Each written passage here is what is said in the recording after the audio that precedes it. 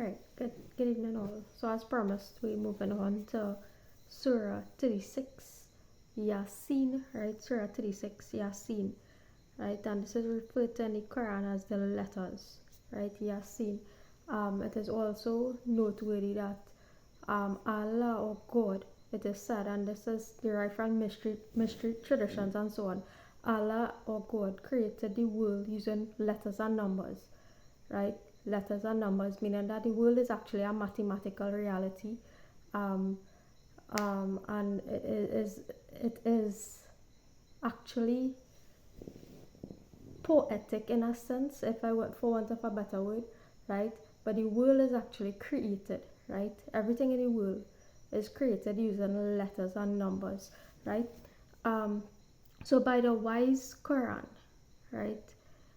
Indeed, those who are messengers, meaning those who deliver a message from God, right? You are among the messengers on a straight path.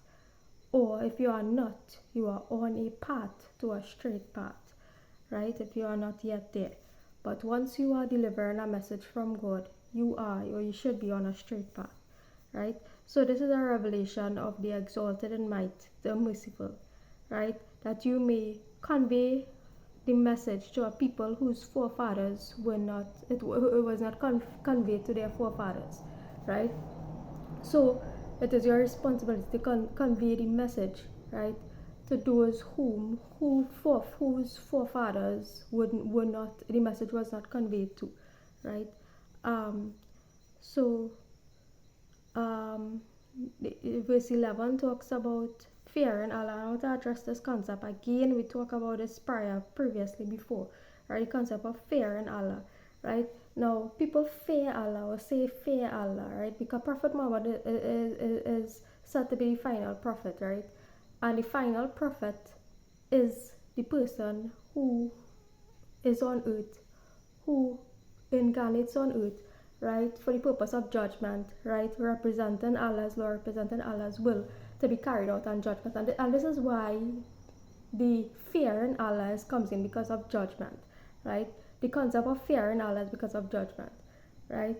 But there's no need to fear once you are doing the right thing. And that's the point I've been trying to make over and over and over, right? That Allah gives people opportunities, opportunities, opportunities, opportunities, opportunities over and over and over and over and over, right? To change, if you recognize that you are going down a wrong direction or a wrong road, right? Opportunities, opportunities, opportunities, right? In terms of what is considered a wrong route, right? So we're talking about what is considered a right route. There are certain things that you know are clear cut wrong, right? These things don't have to be rehashed throughout history, time and time and time over, and into the present, spilling over into the future, right? It doesn't have to be rehashed over and over and over, right? If you are in a workplace, you notice corruption is taking place in the workplace, right? You speak up against it, or you withdraw yourself from the environment, right? You speak up about it with the intention of changing the scenario, or you withdraw yourself from the environment, right? Meaning that you know what is right, participate in the righteous decision making process, right? Taking action meaning to participate in the righteous decision making process, right? That's what it means. Guided, to be guided. If you're in a particular industry, right, and you see certain things happening in the industry that is not in accordance with what you inherently know to be true, you speak up about it, or you withdraw yourself from the environment, right?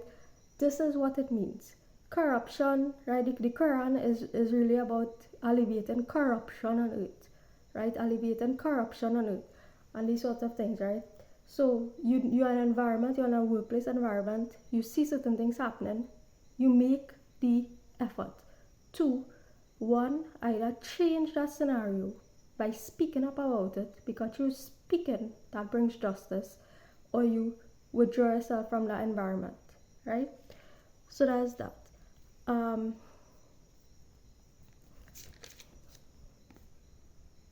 Right, so follow those who are guided by be guided by those who do not ask payment, right? So those who do not ask payment, now you would realize that you would find that in society, it's probably rare, but there would be few people in society who would do something and they don't care for the money for it, right? You do something and you do something you love and something that's right, and you don't care for the money for it. You don't care for payment for it, right? Meaning a financial compensation, right? The book is saying to be guided by that, meaning that what? Be guided by righteous dreams, right? You might have a dream, right? The dream might have a certain percentage of unrighteousness in it, right? The book is basically facilitating or allowing people to go through with following their dreams, but do so in a righteous way, right? Pursue your dreams, right? So you realize that in society there are some people who will be willing to, right? So the question is, what are you willing to, what will you do if you don't have to get money for it, right? And that's how you know what your passion is, what your dream is, right? What will you do, right, if money wasn't involved, right? How would you choose to spend your life or spend your time if there was no concept of money, right? If there was no concept of money, right, how would you choose to spend your time? And that's how you know what your dream is, what your passion is, right? um so 23 is saying, should I take other than Allah false deities, right? When the most merciful intends for you some adversity, right? And their intercession will not avail you at all, right? So the book is saying that do not take false deities, right, as to be worshipped, because their intercession or their praying for you will not save you. It is going directly to Allah as what will be your saving grace, going directly to Allah and being guided by Allah itself, right? So the book says the sun runs on course towards its stopping point, meaning that the sun is a creation, right? And at some point all these things comes to an end. The sun, as I was saying before, is also representative, and this is what people don't like to hear, right? This is the thing that most society don't like to hear, that the sun, right, the sun is representative of the Jesus Christ character, the Jesus Christ figure, the Krishna character, the Krishna Christ figure, the Ram character, the Ram character, right? So on, right? The sun, right, is a deity and is a representative of these characters, right? The fictional characters, the characters in mythology, the characters that people typically worship, right? And these things, right, these beings will pass on, right? Pass on, die, whatever, right? The sun runs on course towards its stopping point, right? So it is said that it is not allowable, or it is not allowable for the sun to reach the moon, right? Nor does the night overtake the day, but each in its orbit swimming. Now, I was thinking about this verse, and I was thinking about it in the context of our thoughts, right? And how we allow our thoughts to run away, right? And the book is saying to do not allow the sun to reach the moon. So I was thinking about this in the context of being present, right? So we are here, right? But our mind, right? Our mind has taken a toll. Anxieties, all these things, racing thoughts, taking a toll about where the world is heading, what direction the world is heading, what's going to happen today, tomorrow, next 2 years, next 3 years, next 5 years, where you will be next 5 years, where you see yourself next 10 years, right? And so we allow our thoughts to reach from this present moment in time where you are, to reach the moon and back, right? To reach the moon, right? So we are trying to, the book is saying to not allow your thoughts, right? The thoughts in your mind to pitch forth so far into the future, to pitch forth in that distance, right? Calm down and relax, right?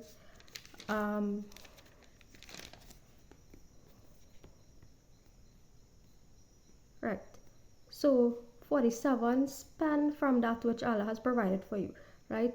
Those who disbelieve say to those who believe, shall we feed one whom if Allah had willed, he would have fed? You are not but in clear error, right? So this is referring to, and again tying in the concept of people's misinterpretation of karma or natural law. If you see somebody hungry on the street or walking on the street and they're hungry and they ask you for food and you be like, oh, well, that's your karma, right? That's your karma to be hungry, right? So the book is saying that those who disbelieve say to those who believe, should we feed one whom if Allah willed he would have fed, right? So you don't go about saying, oh well, if God wanted, God would have feed you, right? If God wanted, God would have feed you, right? God is the unseen. Allah is the actual unseen, right? Allah is the unseen, right? Allah doesn't have face, hands, nose, eyes, ears, nothing like that, right? So that's why it's incumbent on us, right? If you see somebody hungry, right, and they do not have the means, the capacity, right, meaning that people who do not have the means and the capacity, right, to provide, right, you assist a person, you assist that person, right? Good. So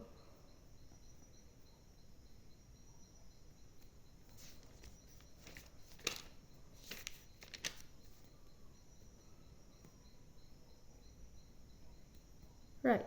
So the deities other than the deities that people worship, the book is saying, right, sometimes can't are not even able to help themselves. They depend on others and depend on Allah, right? So the deities that people worship, the book says they are themselves soldiers in attendance, meaning that we are all in what is considered earth school learning lessons, right? The entire world, right? We are considered as in what is called earth school, right? A school, right? And those whom people generally worship, right, as deities, right? Worship deities as God or as Allah, right? You are forgetting that these deities or these entities are also amongst you learning lessons, right? Are also among humans amongst you learning lessons as well, right? Is not different and apart from, right? We are all here in what is considered an earth school, learning lessons and teaching lessons, right? So let not the speech of anyone grieve you. So my whole YouTube channel is potentially a cause for contention and so on. Other people's YouTube channel is probably a cause for contention and anger and all kind of thing, right? The book is saying, let not the speech of anybody else grieve you, right? How people speak on their platform, how I speak on my platform, how you speak on your platform, right? It's simply a different way of expression and expressing the same thing that was said, that's said over and over and over, right? So let not the speech of anybody grieve you, right? Does man not consider that we created him from a mere sperm drop, that Allah created you from a mere sperm drop, and then once he's a clear adversary, right?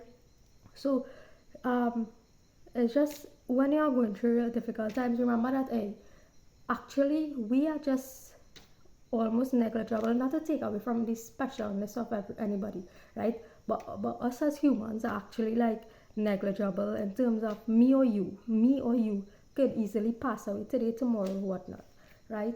And replaced, as Allah could do away with us and replace a new creation and so on, as the book said, right? So you were just merely a sperm drop, but when we come on earth, right? So the Quran is about battling our pride, right? Battling our pride and ego, right? So when we come on earth now, when we come on earth, right, through the birth process and so on, and grow up, we become an adversary to everybody else, or we consider everybody else our enemies, right?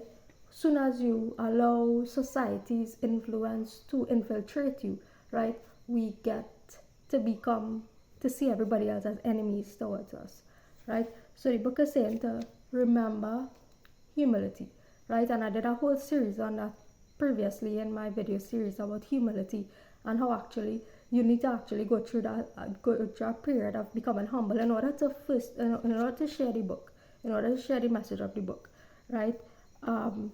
So does man not consider that Allah created him from a mere sperm drop? You are a mere sperm drop, right? And then once you're born on earth and allow society to influence you and so on, you start to see everybody as enemies, right? So who will give life to bones when they are disintegrated? Right? So the 78 speaks to the power of Allah, right? If he wills, right, he could actually regenerate you, renew you, regenerate you, right? Exalted is he in whose hands is the realm of all things, and to him you will be returned. And it is in his power, just like he has the power to regenerate you, he has the power to take life from you as well, right? So exalted is he in whose hand is the realm of all things, and to him you will be returned.